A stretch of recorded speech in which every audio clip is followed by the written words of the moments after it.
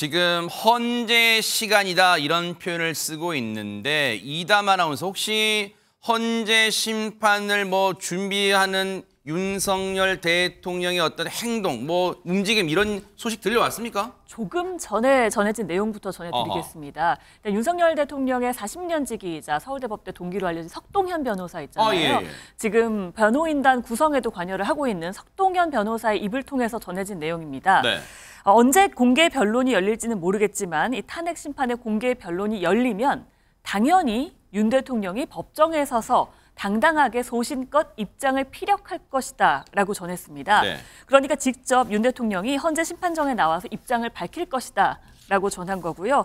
또 변호인단 구성부와 관련해서도 내란 수사와 탄핵 심판이 성격이 다른 만큼 변호인단을 따로 구성해서 대응할 것이다. 그러니까 내란 수사 관련한 대리인단과 탄핵 심판 관련한 대리인단을 따로 꾸려서 가동할 것이다 라는 내용을 전했습니다. 예. 근데 가만히 듣고 보니까요. 박주희 변호사님. 석동현 변호사도 그런 얘기했지만 그런 표현 부사어를 썼지만 당연히 법정에서 당당히 소신껏 입장을 피력하겠다. 아니 헌재 심판 자신에 대한 탄핵 심판을 헌재에서 하는데 그러면 본인이 당연히 나오는 건 이건 당연한 거 아니에요? 근데 이걸 입장으로 밝힌 거예요? 사실은 헌법재판소에서 탄핵 심판을 할 때 당사자 출석이 의무는 아닙니다. 사실 박근혜 전 대통령도 이 본인의 재판에 대해서 한 번도 나가진 않았거든요. 그런데 윤 대통령 같은 경우는 본인이 직접 재판에 나가서 이 변론을 하겠다라는 입장입니다. 그래서 굉장히 좀 이례적인 거죠. 네. 네. 본인이 입장을 밝힌다. 경우에 따라서는 언론에 나오는 것처럼 자신이 즉 변론도 자기 스스로가 변론을 할 수도 있겠다. 그런 아직 가능성은 열려 있는데 보세요. 근데 변호인단은 그러면 그 얘기를 했단 말이에요. 관심은 일각에서는 이른바 매머드급 대규모 변호인단 이런 얘기도 나오잖아요. 네, 변호인단이라는 것 자체가 지금 한 명이 아니라는 건데요. 변호인단 자체는 좀 구성이 된 것 같습니다. 네. 지난해 7월에 야당의 탄핵 압박 속에 방통위원장을 자진 사퇴했던 이 김홍일 전 방통위원장 아마 기억하실 텐데요. 네. 이 변호인단의 대표는 바로 이 김홍일 전 방송통신위원장이 맡은 것으로 알려졌습니다. 네. 이 대표를 맡게 된 김 전 위원장 같은 경우는 방통위원장 퇴임 이후에 법무법인 세종에 이제 들어갔다가요. 이 윤 대통령의 변호를 맡게 되면서 지금 최근에 다시 이제 사표를 낸 상황으로 알려졌습니다. 사표를 낼 정도예요? 네. 김 전 위원장 같은 경우는 주변에서 윤 대통령의 변호를 맡겠다고 하니까 왜 그런 결정을 했는지 물어봤겠죠. 그랬더니 어쩌겠습니까? 저라도 도와야죠라고 하면서 이 윤 대통령과의 친분을 이제 얘기를 한 것 같습니다. 아니 어쩌겠습니까? 저라도 도와야죠. 박주희 변호사님 뭔가 되게 가깝다 이런 생각이 드는데 둘이 그렇게 두 사람이 가까운 사이예요 그러면? 사실 가까울 수밖에 없는 게요. 김 전 위원장 같은 경우는 2009년에 대검 중수부장을 맡고 있었고요. 이듬해 윤 대통령이 중수 2과장으로 왔습니다. 그리고 그 둘은 2011년에 저축은행 사건을 한번 비리 수사를 맡으면서 굉장히 손발을 잘 맞춘 것으로 알려졌는데요. 그리고 또 윤 대통령이 이 고발 사주 사건으로 연루가 되었을 때 네. 그때도 구원투수로 나섰던 게 바로 김홍일 전 위원장이었습니다. 그 김 전 위원장 같은 경우는 윤 대통령을 위해서 정치공작 진상규명 특별위원회를 위원장을 맡았고요. 그런 모습을 보면서 윤 대통령이 김 전 위원장을 더 신뢰한 게 된 것으로 보입니다. 조금 과장을 보탠다면 두 사람이 눈빛만 봐도 무슨 생각을 하는지 알 수 있을 것 같은 그런 막역한 사이인 것 같은데 어쨌든 변호인단의 이 대표를 지금 김홍일 전 방통위원장이 맡게 돼서 변호인단을 꾸린데 아마 이 진두지휘할 것 같은데 그런데 아까 탄핵 심판에 지금 헌재 시간 이런 얘기 했잖아요. 이담 아나운서. 네. 그러면 탄핵 심판을 하기 위해서 뭔가 착착 진행되는 준비 절차 이런 게 있을 거 아니에요? 네, 일단 탄핵 심판에 주심이 배정이 됐습니다. 이 주심 배정은요. 전자 추천 방식으로 한다고 해요. 그러니까 무작위로 선정을 하는 건데요. 이번에 주심으로 정형식 재판관이 선정이 됐습니다. 누굴까요? 네. 일단 처음에는 비공개했다가 이제 공개가 된 건데요. 네. 정형식 재판관은 6명의 헌법재판관 지금 보시는 분들 가운데 윤석열 대통령이 유일하게 직접 지명한 재판관입니다. 오른쪽 두 번째 분. 네, 그리고요. 보수 성향으로 알려져 있고 원칙주의자다라고 알려져 있습니다. 근데 주심 재판관이라는 표현에 대해서 박성배 변호사님 시청자분들이 그 축구 경기 삑 주심 뭐 이런 뭐 주심이야 뭐 주심 재판관 이런 표현을 쓸까 그럴 것 같아요. 차원이 다릅니다. 네. 대법원이든 헌법재판소든 주심 재판관은 지정되어 있습니다. 네. 주심이 있어야 이 사건 전반적인 정리를 해 나갈 수가 있기 때문입니다. 네.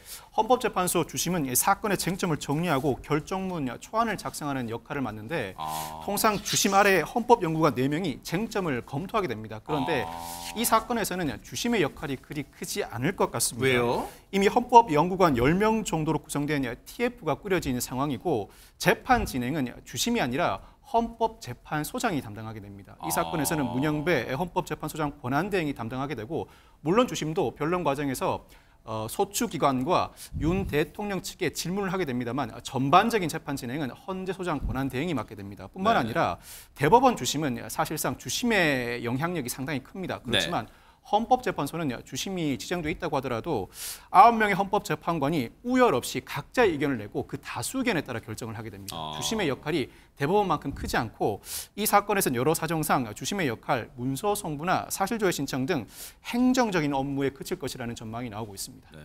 아니 오늘 그 조간에 몇 군데 조간은 저 주심 재판관 정영식 재판관이라고 대문짝만하게 제목을 썼길래 이거 그러면 혼자 거의 독단적으로 결정할 수 있나 뭐 그런 줄 알았더니 지금 박성배 변호사님 말씀드리니까 그런 것까지는 아니란 얘기예요. 일단 주심 재판관 근데 헌재가 공개적으로 정영식 재판관이 주심 재판관입니다라고 밝히질 않았어요. 언론들이 취재한 거예요. 근데 어쨌든 비공개인 듯 공개인 듯 어쨌든 정영식 재판관이 주심 재판관이 배정됐는데 여러분 같이 한번 누군지 보시고 이어가 보도록 하겠습니다. 재판관님 주심 배정되셨는데 한 말씀 부탁드립니다. 주심 비공개 원칙 제시된 이유가 뭘까요? 주심 비공개는 별도로 요청하신 사안일까요? 윤 대통령이 임명한 인사라서 형평성이 우려된다는 의견이 있는데 입장 있으십니까? 오늘 회의에서 어떤 논의 오고 갔나요? 네, 주심 배정됐는데 어떤 입장이십니까? 답변서 요청하셨어요? 기한은요? 아니 근데 전현 평론가님 보세요. 지난번 윤 대통령이 그 계엄 해제 이후에 누군가 뭐 자리에 앉혔잖아요. 근데 그게 뭐 누구한테 잘 보이려고 했다 뭐 아직 뭐 논란도 많았잖아요. 그 뭐 혹시 뭐 그런 거랑 관련은 없어요? 예, 야당에서는 상당히 의심할 수밖에 없는 여러 가지 정황이 있습니다. 사실 윤석열 대통령의 계엄 선포, 계엄 해제 이후에 적극적으로 대통령으로서의 인사권을 행사한 것 자체도 문제였죠. 네. 그런데 그 인물이 누구냐면 바로 박선영 진실 화해를 위한 과거사 정리위원회 위원장입니다.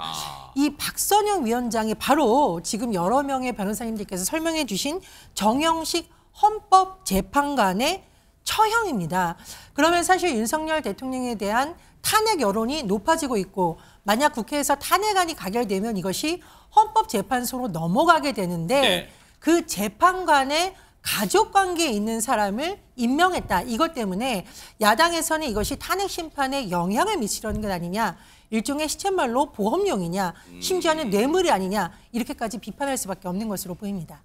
상황이 엄중하다 보니까 이 진영에 따라서는 그러니까 상대편이 볼 때는 그렇게 그런 거 아니냐라는 시각이 나올 법해요. 그런데 보세요. 지금 보세요. 박주희 변호사님 앞서 저희가 정영식 재판관이 앞으로 탄핵 심판관의 주심 재판관이다 이런 얘기를 드렸잖아요. 근데 주심 재판관이란 그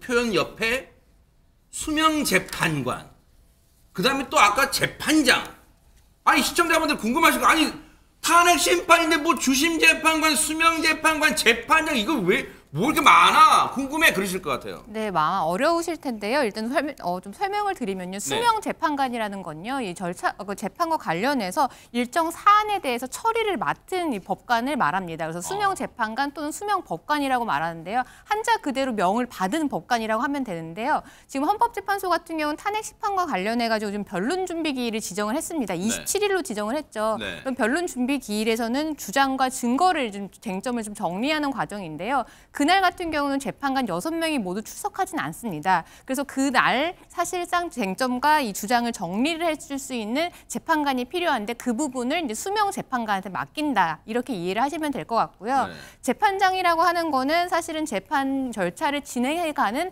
좌장이라고 보시면 될 것 같아요. 그래서 네. 뭐 변론이 열리면 심리를 진행하고 뭐 누가 말을 하라든지 이런 진술을 하는 이런 절차 진행을 하거나 변론기를 진행하는 이런 좌장의 역할, 절차를 이끌어 나가는 역할을 하는 이 업무를 재판장이 한다. 이렇게 이해하시면 될 것 같습니다. 아, 이러다 보니까 김현주 대변인님, 일각에서는 벌써부터 탄핵 심판이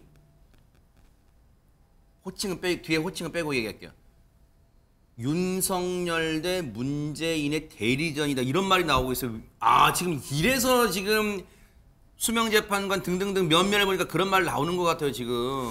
지금 3인이 공석인 체제 하에서 헌법재판관 한 분 한 분의 뭐 정치적인 성향이나 이런 뭐 개인적인 히스토리 이런 것들에 이제 관심이 가는 것은 사실입니다만 사실 이 헌법재판소라고 하는 것이 어떤 기관인지를 먼저 알아야 될 것 같습니다. 네. 왜냐하면 헌법상에 독립적으로 그 임무가 주어진 기관이거든요. 네. 그리고 헌법재판관의 임명이나 의무 역시도 헌법에 기재가 되어 있습니다.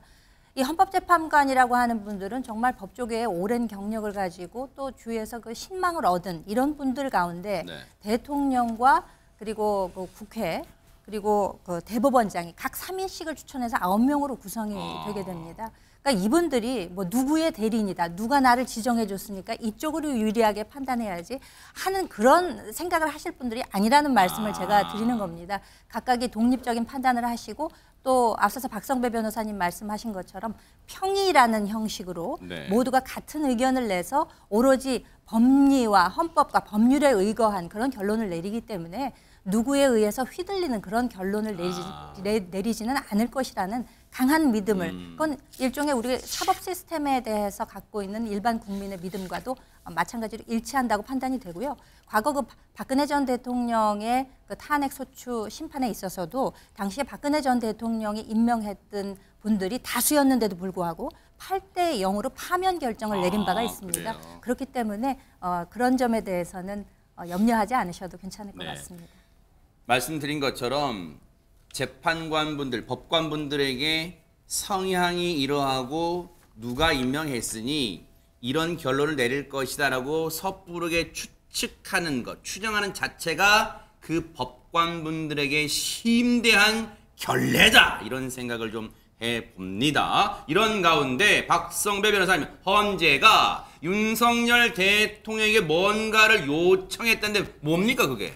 헌법재판소가 윤석열 대통령에게 다음 주 월요일 즉 23일까지 답변서를 제출하라고 요청했습니다. 답변서요? 그렇습니다. 오늘 김영두 헌법재판관 설명에 따르면 탄핵 심판 의결서가 도착했다는 통지를 피소추자에게 해야 하는데 그 통지서에 답변서를 제출해 달라는 의례적인 문구가 기재돼 있다.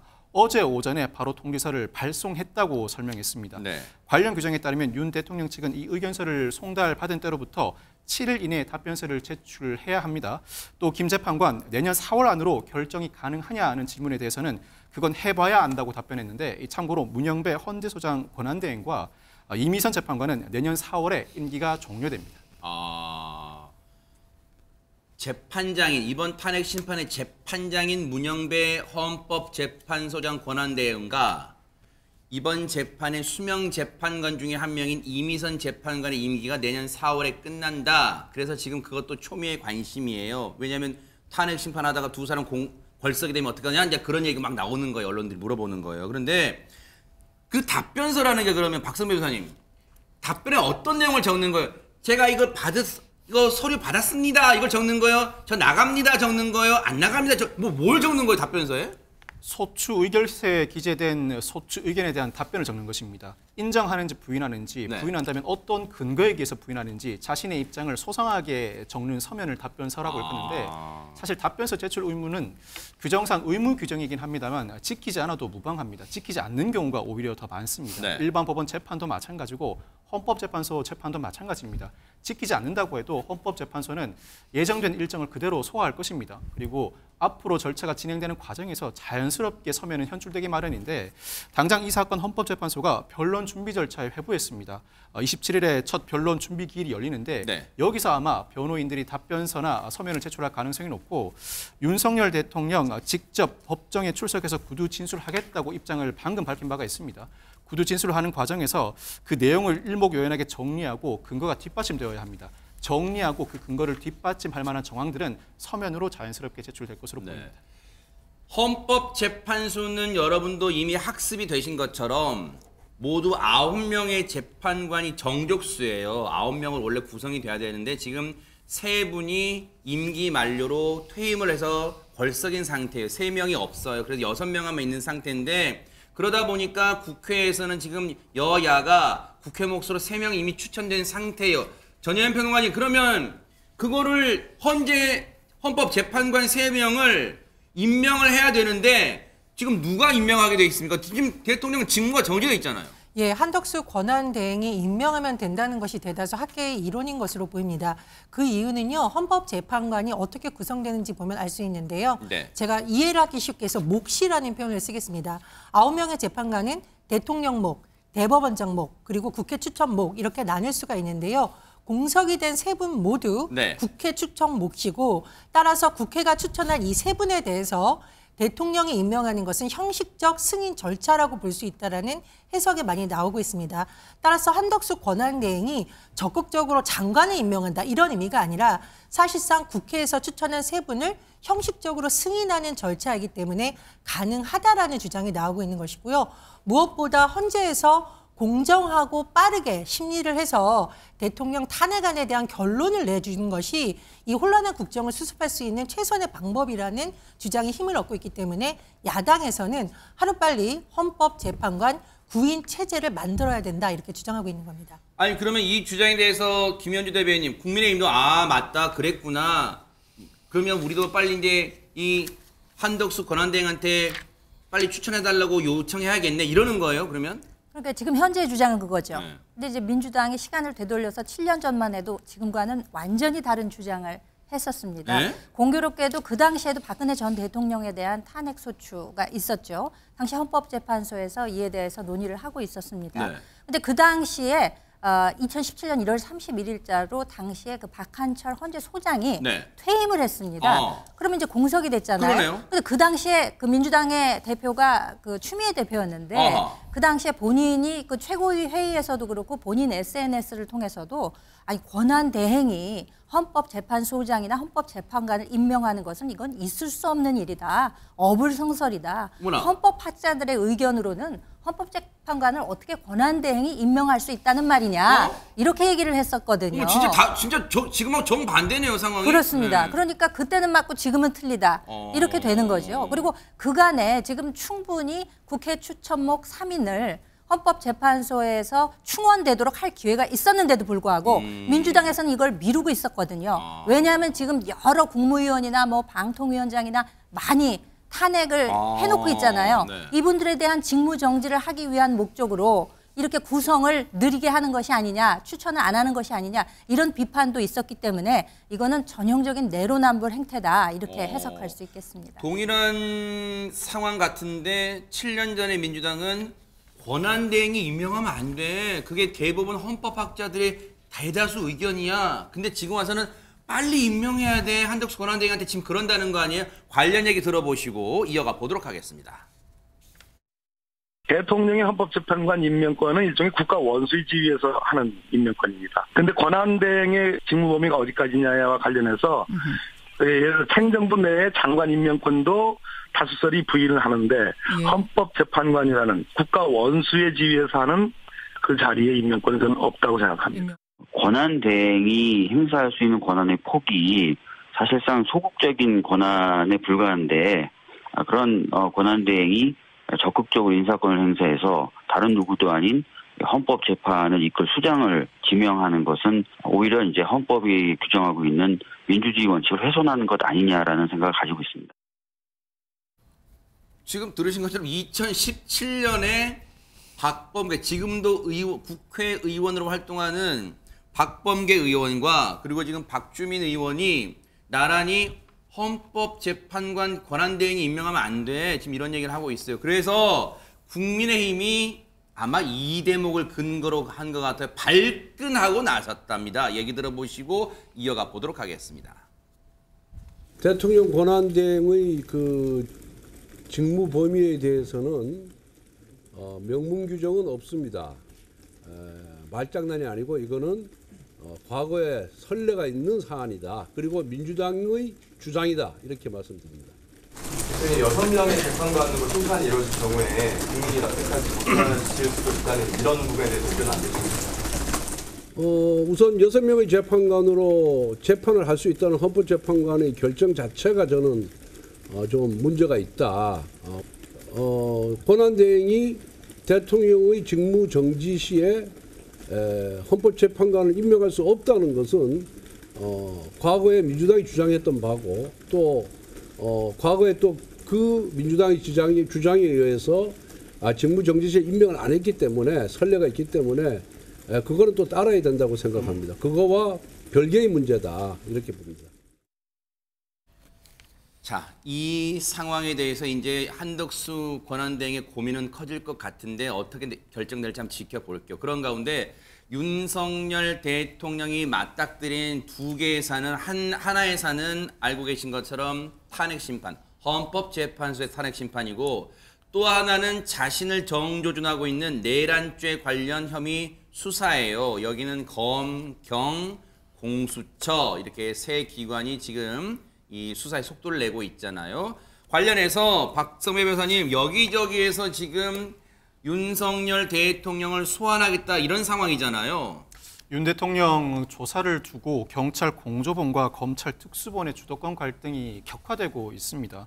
일단 검찰 특수본 오는 21일 출석하라고 2차 소환 통보를 해두는 상태인데 여기에 경찰 공조본은 내일까지 공수처로 출석해 조사를 받으라고 통보했습니다. 같은 사건에서 같은 인물에게 경찰과 검찰 두 기관이 동시에 소환 조사 일정을 잡는 것 자체가 매우 이례적입니다. 네. 피의자 입장에서는 동일한 절차 반복이라는 이유로 정리되지 않는 한 둘 다 출석하지 못하겠다고 충분히 항변할 수 있습니다. 네. 근데 그러면 요 얘기 먼저 갈까요? 박주희 변호사님, 만약에 윤석열 대통령이 자 나간다고 소환에 응하겠다고 마음먹으면 검찰에도 갔다가 또 공조수사본부가 이 요청하는 장소에도 갔다가 이래야 되는 거예요? 사실은 지금 이 상황 같은 경우는 사실은 윤 대통령이 어디에 출석할 수 있을지를 결정할 수도 있는 상황으로 오히려 선택권을 주어진 상황으로 보면 될 것 같은데요. 지금 검경 수사권 조정이나 아니면 공수처 설치는 사실은 원래 수사기관끼리 이 견제와 균형을 위해서 이렇게 해서 이런 조정이 이루어졌던 건데 사실 지금 이 견제와 균형이 아니라 오히려 경쟁과 혼란만 지금 초래하고 있습니다. 네. 공수처와 지금 검찰 모두 이 윤 대통령에 대한 내란죄 혐의에 대해서 모두 자기네들이 수사를 할 수 있다, 수사를 하겠다라는 의지를 보이고 있어서 각자 출석 요구를 했기 때문에 지금 박 변호사님이 말씀해 주신 것처럼 윤 대통령 입장에서는 지금 이 부분이 너무 혼란스러워서 내가 어디에 출석해야 될지 모르겠으니까 출석 안 하겠다라는 거부할 수 있는 사유도 만들어지고 명분도 만들어지고요. 오히려 반대로 검찰에서도 나를 출석 요구를 했고 공수처에서도 출석 요구를 했기 때문에 내가 선택을 해서 출석을 하겠다라고 하는 오히려 선택권까지 부여된 상황입니다. 네. 검찰이 소환 장소로 나오세요라고 한 곳은 서울중앙지검이고 경찰, 공수처, 국방부 세 기관의 공조수사본부는 지금 과천에 있는 공수처 거기 청사로 나오세요라고 한 거기에 지금 상황이에요. 지금 두 군데서 소환 막 부르고 있는 상황인데 지금 전현 평론가님 이게 이제 국민들과 시청자분들이 보시기에는 대통령의 신병을 확보해서 수사의 속도를 내고 싶은 마음은 알겠는데 여기도 오라고 하고 저기도 오라고 이제 이런 상황은 또 어떻게 해석해야 될까요? 예, 아마 지금 내란이라든가 이런 부분에 대해서 상당 부분 많은 증거와 증언이 쏟아지고 있는 것으로 보이는데요. 그렇다 보니 여러 수사기관에서 의지를 갖고 있는 것 자체를 나쁘다고는 할 수는 없습니다. 네. 다만 검찰은 손을 떼야 된다라는 비판 여론이 높아질 수밖에 없는 것은 윤석열 정부에서 검찰이 보인 행태가 너무나 많은 불신을 오히려 축적했기 때문이라는 것입니다. 또한 지금 검찰의 주요 관계자들이 대부분 이른바 윤석열 라인으로 불리고 있기 때문에 국민적 신뢰를 이미 잃어버렸다고 생각하기 때문에 민주당을 비롯한 야당에서는 일단은 오히려 공수처본부에서 하는 것이 맞지만 결과적으로는 특검으로 가야 된다라는 것이 힘을 얻고 있습니다. 따라서 특검팀이 꾸려지기 전까지는 일시적인 상황이라고 봐야 된다는데요. 특검팀이 꾸려진다면 보다 정확하고 신속한 수사가 될 수 있을 것으로 보입니다.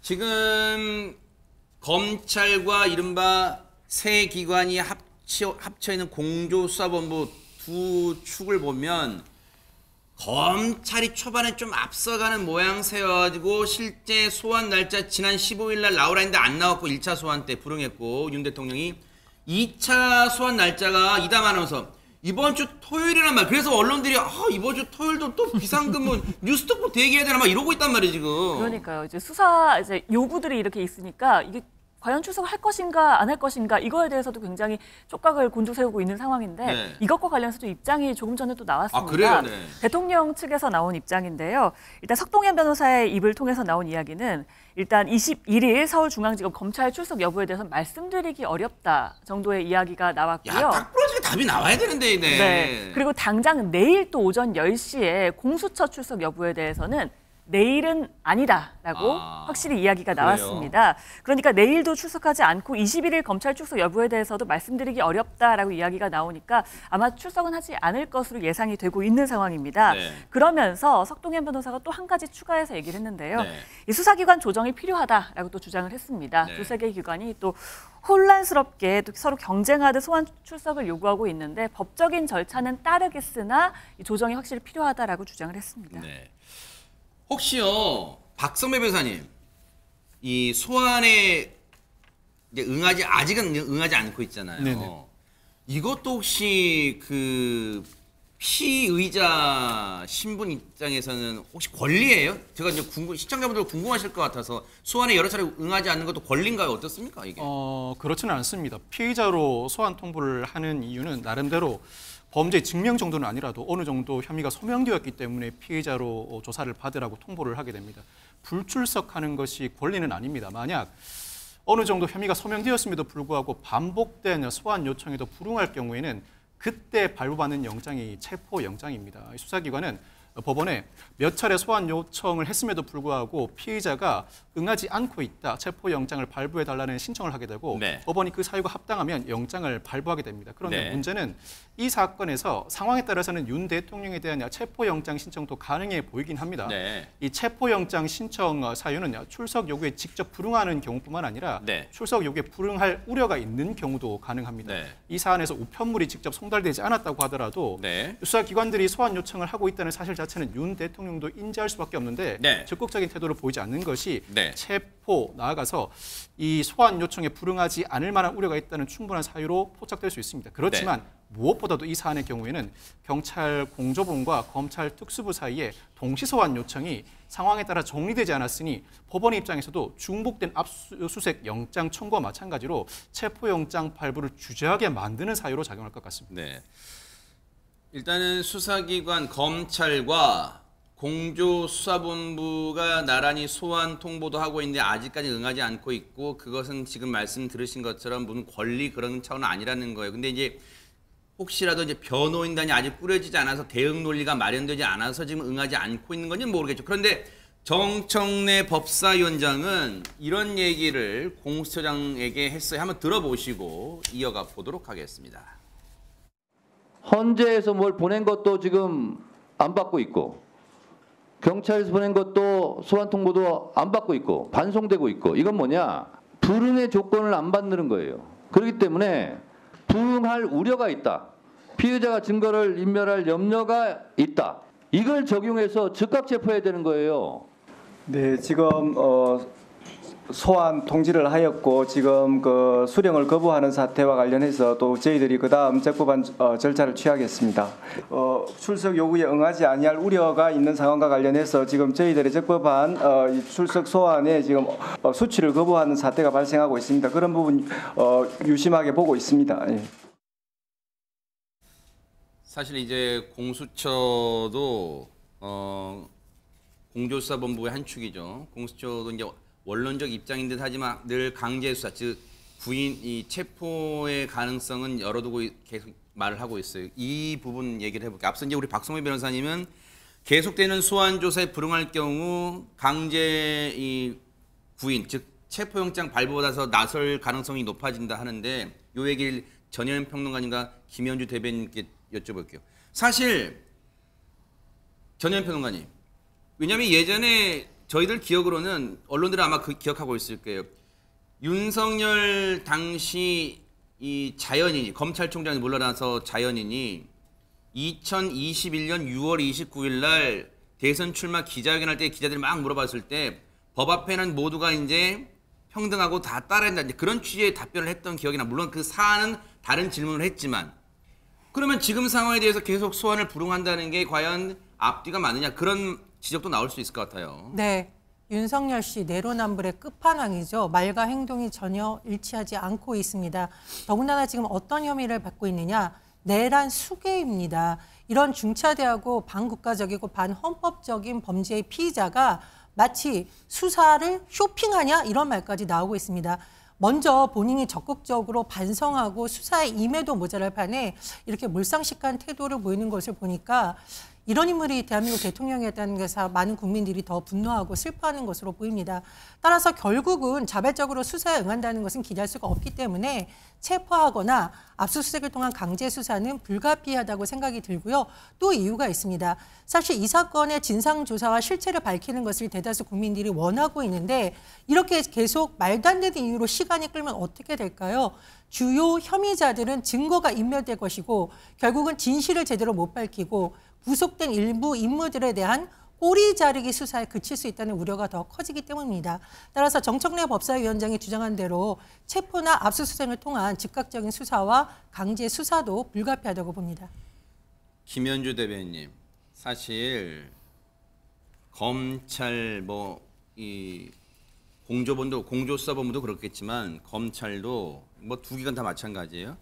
지금 이 압박감이 심할 거예요. 왜냐하면 계속되는 소환 요구에도 윤 대통령이 계속 불응할 경우 지금 정청래 법사위원장의 어떤 이 경로, 이 대노한 그 고함 소리뿐 아니라 여론, 국민분들이 정말로 뭔가를 요구하는 목소리가 커질 수 있다면 그러면 체포영장 발부돼 가지고 만약에 이제 이 관저로 들이닥치거나 하는 모양새 그리고 경호처가 지금은 대통령 직은 유지되는 상태니까 경호를 계속하고 있기 때문에 혹시 어떤 물리적 충돌 이런 모양새는 윤석열 대통령 본인에게도 글쎄 좋은 건 아닐 텐데 불리한 상황 아니에요? 어떻습니까? 그렇습니다. 지난번에 그 대통령실에 대한 압수수색이 이루어졌을 때도 이제 경호처와 일종 부딪히는 면이 있었죠. 그래서 이제 일부밖에는 자료 확보를 못했다라는 것이 있는데 만약에 사람에 대한 강제 수사에 돌입하게 되면 더 부딪힐 소지가 커진다라고 생각이 됩니다. 그렇지만 이제 헌법상 그 누구라도 변호인의 조력을 받을 권리가 있습니다. 이건 기본적 인권 차원에서 있는 것이고 그 수사 대상이 대통령이라 할지라도 본인이 지금 이제 변호인단을 구성하고 있고 또 실제로 출석 요구서 등을 용산에 있는 대통령실 총무비서관실이나 혹은 그 한남동의 관저에서 수령하지 않고 미배달 사태 이런 식으로 나오는 것조차도 네. 크게 보면 법적인 테두리 내에 있는 것만은 분명하기 때문에 네. 아마 본인도 그 법적 정치적 책임에서 회피하지 않겠다라는 점을 분명히 밝힌 만큼 네. 변호인단이 완전히 구성되고 어떤 방식으로 이 수사에 임해 나갈지가 결정이 된다면 네. 그에 상응하는 방식으로 임하지 않을까 그렇게 기대를 하고 있습니다. 네. 자, 어쨌든 이 분위기는 검찰이든 공조수사본부든 윤석열 대통령에 대한 체포에 나설 그 분위기는 지금 고조되고 있는 건 확실한 것 같아요. 과연 그 시점이 언제냐가 지금 문제 아니겠느냐 이런 생각해 봅니다. 이건 계속해서 따라붙어 보도록 하겠습니다.